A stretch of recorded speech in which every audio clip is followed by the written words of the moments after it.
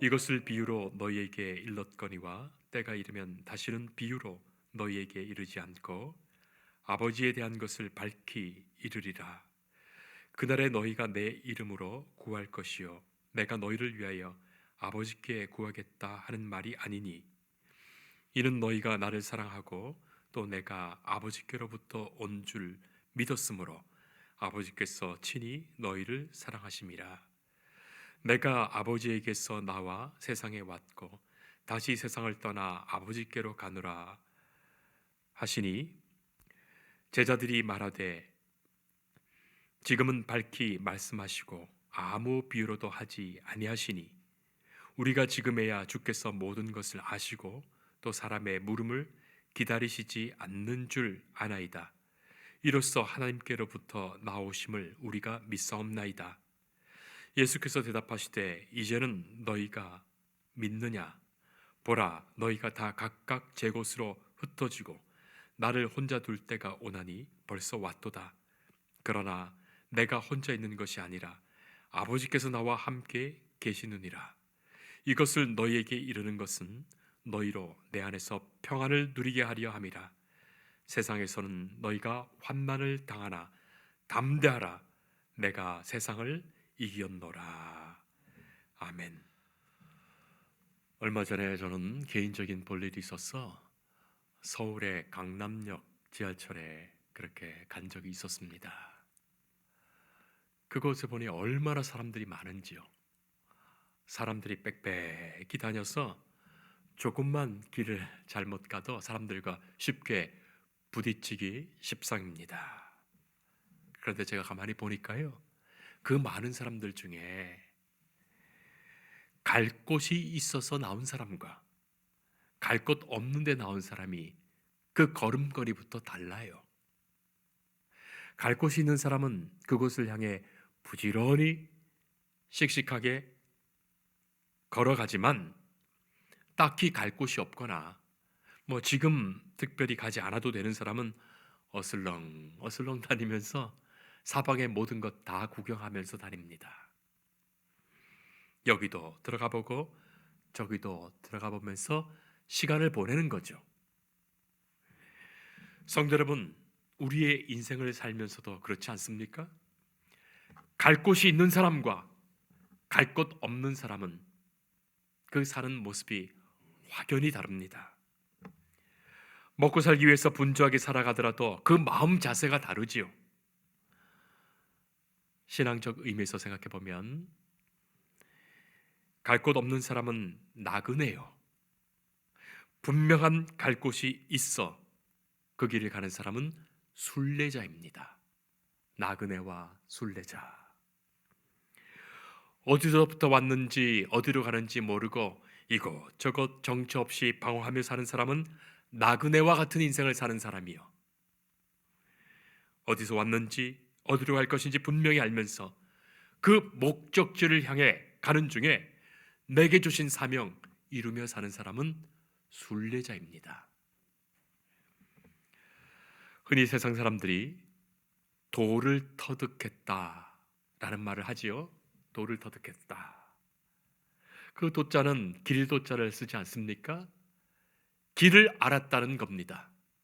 그래서 이제는 가야 할 길을 깨달아 그 길을 가겠다는 뜻의 말이지요. 도를 터득했다.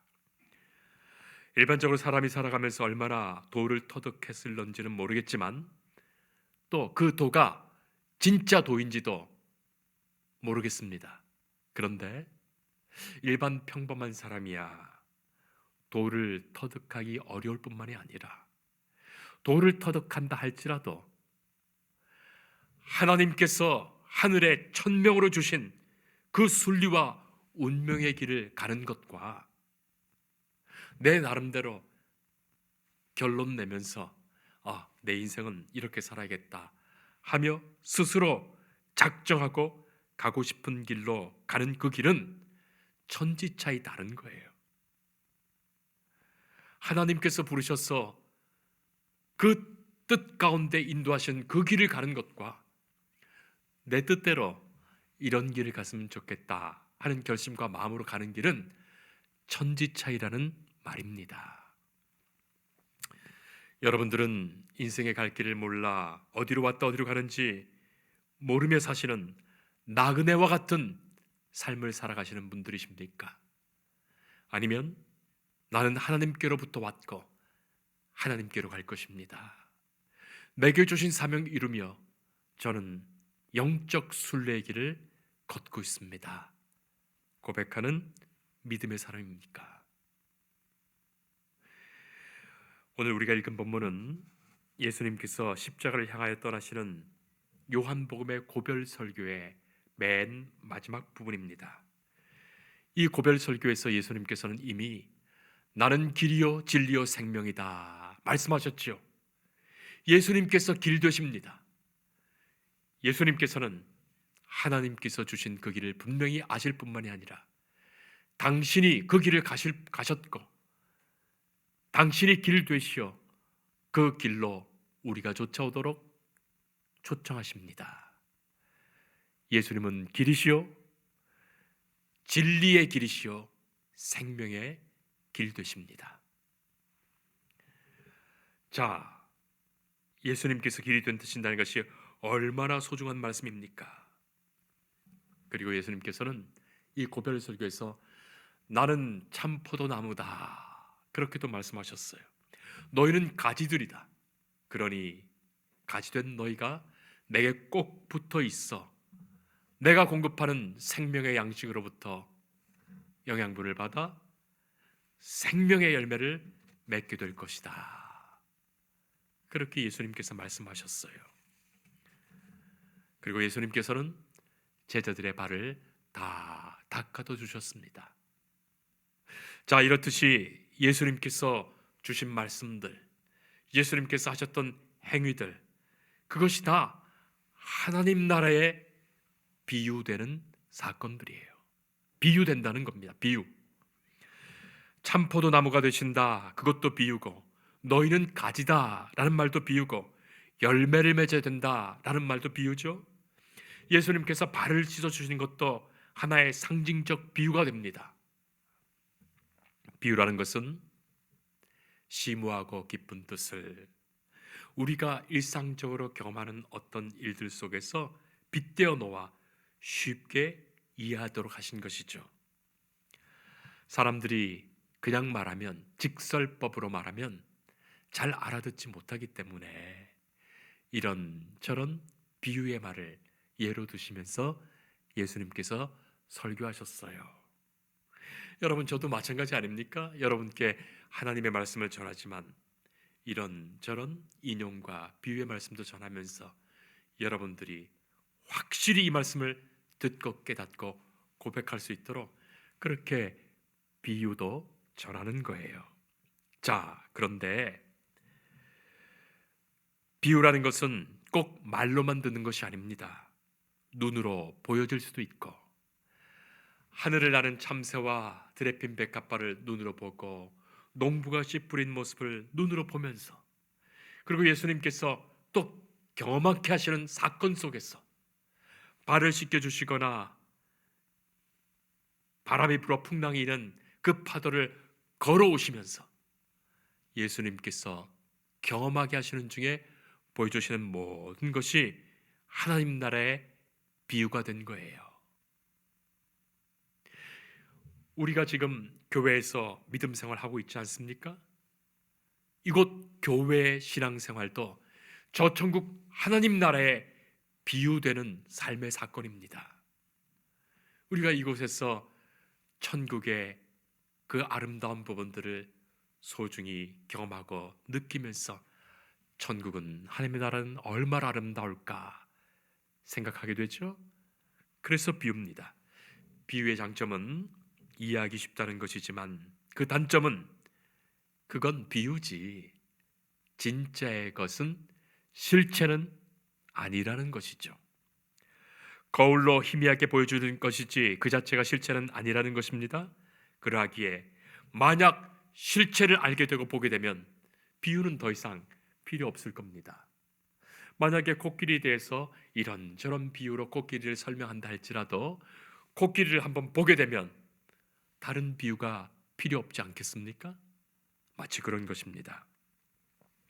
25절 말씀에 예수님 말씀하십니다. 때가 이르면 다시는 비유로 너희에게 이르지 않고 아버지에 대한 것을 밝히 이르리라. 이제 때가 오면 비유로 말씀하시지 않고 분명히 직접 밝혀서 보여주시며 그것을 살게 하실 것이다 하신 거예요.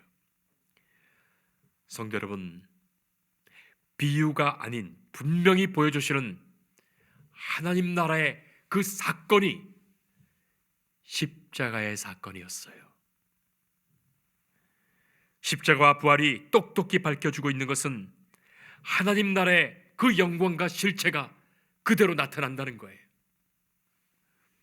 그 이후에는 내가 너희를 위하여 기도해 주지 않더라도 너희가 직접 예수님의 이름으로 하나님께 기도할 수 있다 말씀하십니다.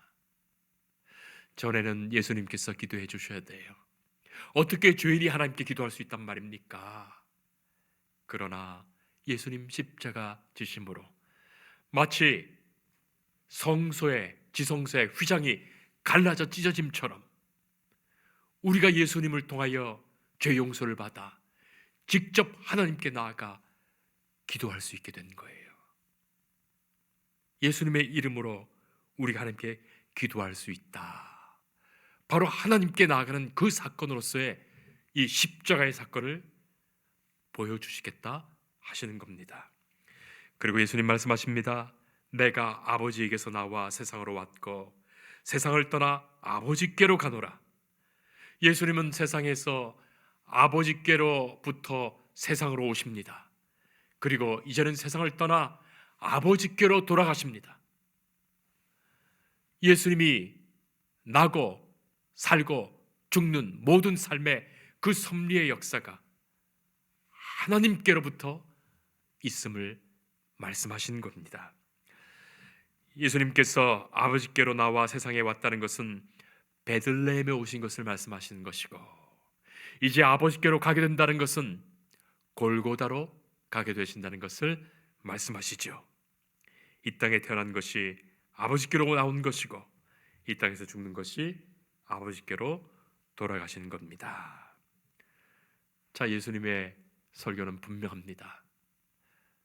당신의 모든 운명이 하나님께 있다, 그것이죠. 사랑하는 성도 여러분, 우리들도 예수님처럼 아버지께로부터 왔어요.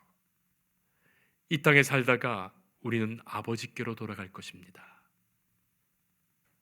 이 얼마나 소중한 말씀입니까? 예수님께서는 이 고별 설교에서 제자들과 헤어지면서 슬퍼하시는 말씀을 이야기하실 것이 아닙니다. 또 낭만적인 이야기를 하실 것도 아닙니다.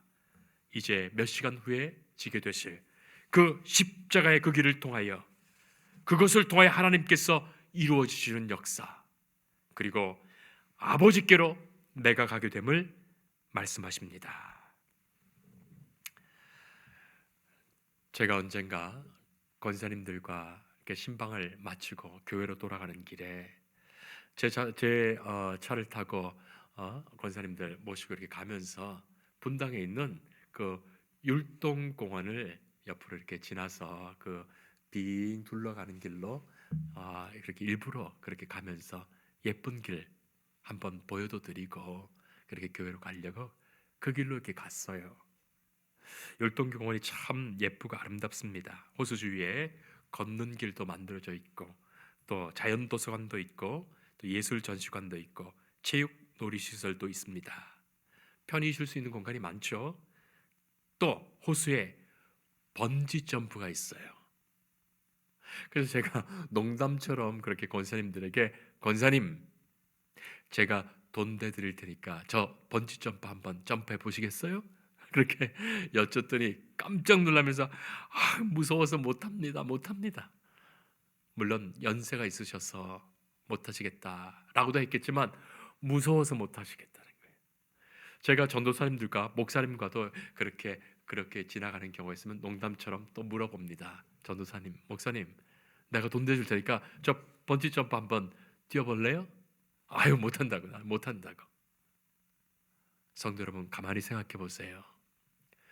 번지 점프에 그 밧줄이 튼튼히 그 밧줄과 고무줄이 튼튼히 붙잡혀 있어서 안전하게 꽉 잡고 있기 때문에 사고 날 일이 없습니다. 그렇지만 다 알고 있더라도 분명히 사고 나지 않을 거라고 알고 있으면서도 막상 무서워서 뛰어내리지 못하는 거예요. 그곳에 올라갔다가도 다리가 후들후들 떨려가지고 내려오시는 분들이 많이 있습니다. 안전하고 아무런 사고가 없을지라도 단지 스릴을 즐기면 되는 것일지라도 두려운 마음에 뛰어내리지 못하는 거죠. 뿐만이 아닙니다. 남자의 경우는 군대 영장을 받게 되는 경우가 있어요. 간단히 생각해보면 영장 받고 다녀오면 됩니다. 시간은 흐를 것이고 분명히 제대할 것이고 신체적으로 정신적으로 건강해질 것입니다. 하지만 그것 가기가 두려운 거죠. 그런 마음이 드는 거예요. 그것뿐만이 아닙니다. 우리 신체의 일부 중에 어떤 부분이 상처가 나서 곪거나 또 어떤 신체의 일부 부분이 아프면 병원 가서 수술할 수 있습니다. 그런데도 또 그게 무섭지요. 수술 받는 건 말이죠. 차일피일 미루게 됩니다. 그런 겁니다. 심리적으로 불안하고 두려움 때문이에요. 아무리 안전이 보장되고 분명히 좋은 결과를 알더라도 막상 감당하려 하니 두려움이 앞섭니다. 성도 여러분, 우리는 조그마한 일에도 두려움 때문에 제대로 일을 감당하지 못하고 때론 자신과 주변 사람들에게 실수도 하고 실망스러운 모습을 보일 때가 얼마나 많이 있습니까? 그러나 예수님께서는 하나님께서 준비하신 그 부활의 영광을 생각하시며 이미 승리케 하신 그 역사를 믿고 소망 중에 편안한 마음으로 이 십자가의 길 감사하며 가십니다. 예수님의 마음은 평안하셨어요. 그래서 두려움 속에 떨고 있는 제자들에게 평안하라 말씀하신 거예요. 나의 평안을 너에게 준다. 예수님께서는 하나님의 음성을 들었고 그것을 소명으로 받으셨고 하나님 앞에서 응답하셨기 때문입니다. 성도 여러분, 우리도 마찬가지입니다. 이렇게 말씀을 통하여 하나님께서는 주의 말씀을 들려주십니다. 우리는 이 말씀을 듣고 소명 가운데 나를 부르신 가운데 내게 주신 사명으로 받고 그리고 하나님께 응답하며 살아가는 거예요. 그것이 믿음의 길입니다. 말씀 앞에 응답하며 살아가는 길. 예수님을 3년 동안 따라다녔던 제자들의 모습은 어떻습니까? 지금 확신과 믿음을 가지고 있습니까? 말씀을 들었고 기적을 보았고 능력을 체험한 제자들이지만 32절 말씀 보면 보라, 너희가 다 각각 제 곳으로 흩어져서 나를 혼자 둘 때가 오나니 벌써 왔도다. 제자들은 그 길을 가지 못합니다. 예수님께서는 승리를 확신하시며 하나님의 음성에 응답하시는 중에 십자가의 길을 가시지만 제자들은 다 도망가고 흩어지고 말 것입니다. 예수님은 그것 다 아십니다. 그러는 중에서도 사랑하시며 위로하시며 제자들에게 격려하시는 거예요. 그런 일이 있을 수 있지만 괴로워하지 말아라. 연약하고 부족한 너희들을 다 알고 있다. 예수님 말씀하시죠. 제자들이 이렇게 주님의 그 길을 가지 못하는데 우리들은 어떻습니까? 일평생을 예수님을 믿고 말씀을 듣고 고백하며 주님을 따른다 고백하는 우리들은 어떻습니까? 무서운 환난 앞에서 믿음 배반치 않고 승리할 수 있겠습니까? 겨울에 히터만 들어오지 않아도 추워서 교회 못 가겠다 하는 경우도 많고 여름에 에어컨이 조금 고장만 나도 교회 더워서 오늘은 예배드리러 못 가겠다 그런 생각하는 우리들 아닙니까? 조그만 환난과 핍박 앞에서도 늘 갈등하며 넘어지는 우리들의 모습 아니었습니까? 그런데 환난과 핍박과 순교가 따른다면 어떻게 될까요? 어떻습니까? 아마 많은 사람은 도망가고 말 거예요. 교회 다니다가 조금만 마음의 상처를 입고 자기 자존심이 조금만 상해도 예수 못 믿겠다고 말하는 우리들 아니었습니까? 예수님은 바로 그런 제자들, 우리를 다 알고 계십니다. 미리 다 알고 말하니 너희가 나와 함께하지 못해서, 이 십자가의 길을 지금 당장 따라오지 못해서 괴롭거나 고통스러워하지 말고 평안한 마음을 누리며 이 길을 보라 말씀하시는 거예요. 32절 말씀, 내가 혼자 있게 될 것이지만 나는 혼자 있는 것이 아니라 아버지께서 나와 함께 계시느니라. 바로 그것입니다. 제자들이 배반하고 다 떠나갈지라도 예수님은 확신하고 계십니다. 아버지 하나님께서 나와 함께 계심이라. 예수님은 조금도 제자들의 모습에 실망치 않으십니다. 이미 그들의 마음밭에 복음의 씨앗이 뿌려졌기 때문이에요. 이미 성도들의 마음속에 천국 복음의 씨앗이 떨어졌기 때문입니다. 곧 발할 것입니다. 곧 줄기가 날 것입니다. 가지가 날 것입니다. 열매를 맺을 것이기 때문이에요. 하나님, 예수님께서는 그 확신과 그 소망이 분명하셨기에 지금의 이 연약한 제자들의 모습에 실망치 않으십니다. 하나님이 나와 함께 계심처럼 주께서 저들과 함께 하실 때 성령께서 역사하시는 은혜 가운데 마지막까지 순교도 감당할 당신의 제자들임을 보고 계시기 때문이에요. 예수님의 십자가와 그 부활을 받다고 제자들에게 믿음이 생긴 것 아닙니다. 오순절 성령 강림 사건 때 성령께서 임하시건 후에야 진짜 예수님의 제자 되는 거예요.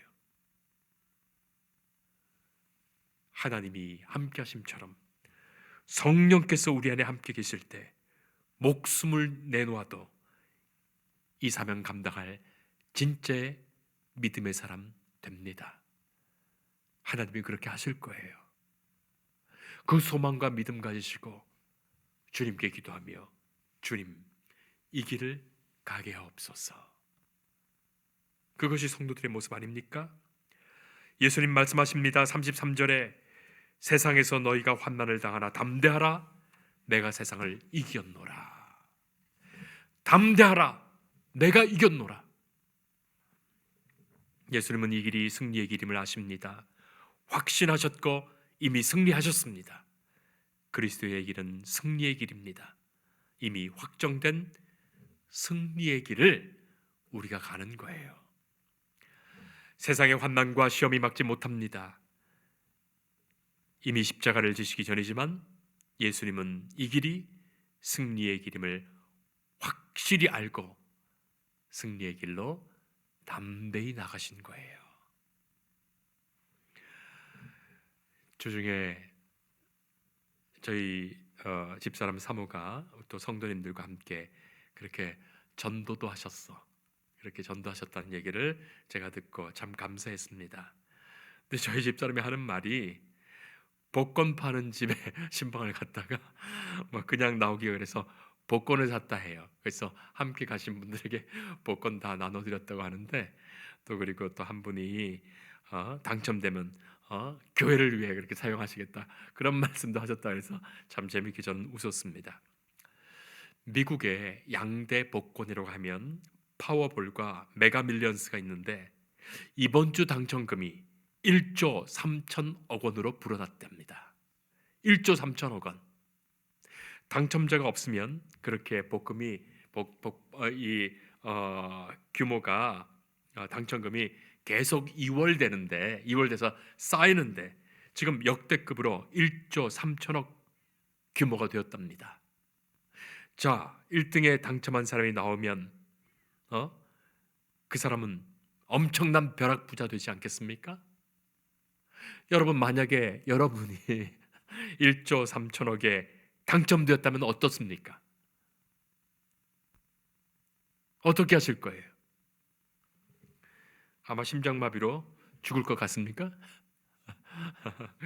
우스갯소리로 그런 이야기가 있죠. 연로하신 아버지가, 나이 많으신 늙으신 아버지가 복권을 사서 머리 베개 밑에 두었는데 그 복권이 100억에 당첨된 것을 우연히 안 아들이 혹시라도 이 소식을 아버지에게 전하면 아버지가 심장마비로 돌아가실까 봐 목사님께 좀 대신 좀 말씀해 달라, 목사님께 조심스럽게 그렇게 부탁드렸어요. 그래서 목사님이 이 아버지를 찾아뵙고, 할아버님, 혹시 복권 로또에 1등에 당첨되시면 얼마나 좋으시겠습니까? 그렇게 먼저 말씀드렸더니 이 할아버지가, 내가 이 나이에 복권에 뭐 당첨되면 뭐 하겠어? 당첨되면 목사님들이죠. 그 말에 목사님이 심장마비로 돌아가셨다는 그런 우스갯 이야기죠. 그런 이야기가 있습니다. 작년 말에 우리나라 최근 10년치 로또 당첨금 미수령분 데이터를 분석해서 발표한 바가 있는데, 아니 1등에 당첨되고도 찾아가지 않은 사람이 10년 동안 29명이 있었답니다. 총 액수로는 609억 원. 복권 당첨금은 당첨 후 1년 안에 찾아가지 않으면 그 기금에 귀속되는데 2등은 더 많아요. 10년 사이에 287명 2등에 당첨되었는데도 찾아가지 않아서, 당첨자가 있는데도 찾아가지 않아서 기금에 귀속되었습니다. 금액으로는 156억 원이랍니다. 자, 복권에 당첨되었는데도 당첨된 줄도 모르고 그렇게 산 거예요. 생각해보면 얼마나 아쉽습니까? 사랑하는 성도 여러분,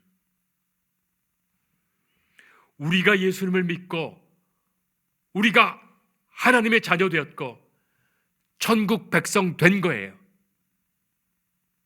그런데도 그것 잊어버리고 사는 경우가 우리의 삶이 얼마나 많습니까? 내가 이미 승리하였고 천국 백성 된 이 사실을 잊어버리고 한 주간 한 주간 살아가면서 하나님께서는 걱정 말라 하시는데 걱정하며 살고, 두려워하지 말라 하시는데도 두려워하면서 살고, 너는 승리하였다 말씀하시는데도 패배감에 절어 살고 있으니 말이죠. 예수님은 이미 승리하셨습니다. 그 승리를 우리에게도 주셨습니다. 성도 여러분, 우리들도 아버지께로부터 와서 아버지께로 돌아갈 것입니다. 우리가 사는 동안 내게 주신 사명 이루며 영적 순례자로 살 것입니다. 주님께서 이미 승리하신 길, 그 믿음의 길을 우리가 담대히 나아갈 것입니다. 그들이 이미 승리한 하나님의 자녀요, 주의 백성입니다. 기도하겠습니다. 자비로우신 하나님, 은혜의 하나님, 우리가 주께로부터 왔으니 주께로 돌아갈 것입니다. 예수님이 십자가에 보여주신 이 승리로 인하여 우리도 이 세상에서 이기며 승리한 하나님 나라의 백성입니다. 주의 자녀로 살아가오니 감사와 찬송으로 인도하시는 이 길을 믿음으로 나아가게 하옵소서. 우리가 주 안에 참 평안을 누리며 주의 십자가의 그 길을 따르게 하옵소서. 예수님 이름으로 기도합니다. 아멘.